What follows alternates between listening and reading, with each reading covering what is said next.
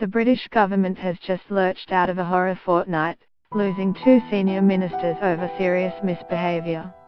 Small beer, says the most excitingly named man in British politics, Lord Adonis, aka Baron Adonis, aka Andrew Adonis, Tony Blair's former head of policy.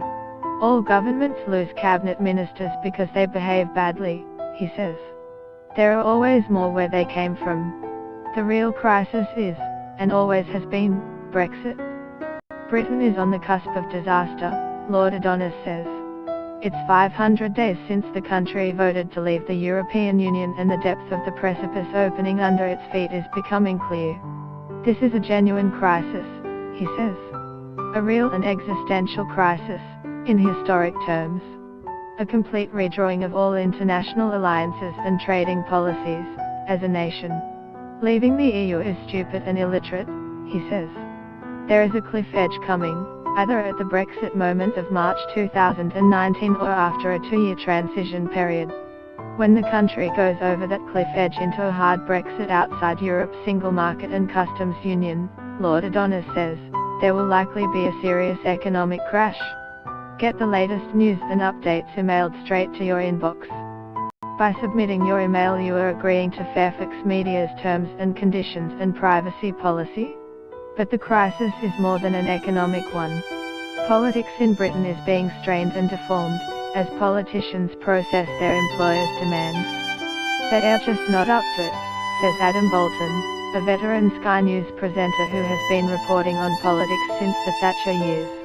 I have never seen such poor calibre of leadership across the board at Westminster, he says.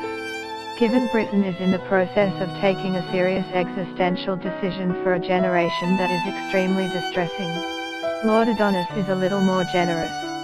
Referendums are all very well when people agree with their political leaders, he says. But when they disagree, what happens? You have the extraordinary situation of a political class having to pursue a policy which almost nobody agrees with but feels at the moment incapable of changing. At the end of October, Lord Adonis, former Liberal Democratic leader Nick Clegg and Tory ex-Chancellor Ken Clarke slunk into the European Commission to meet chief Brexit negotiators.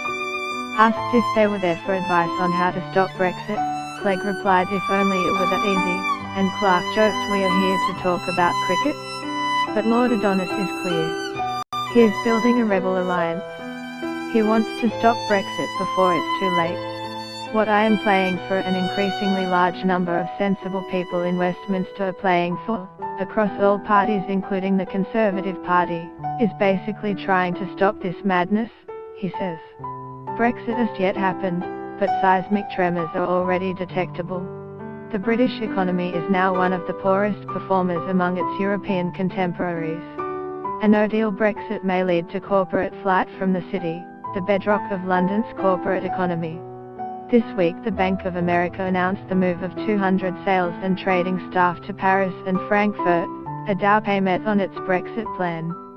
Goldman CEO Lloyd Blackfein is flirting with Frankfurt and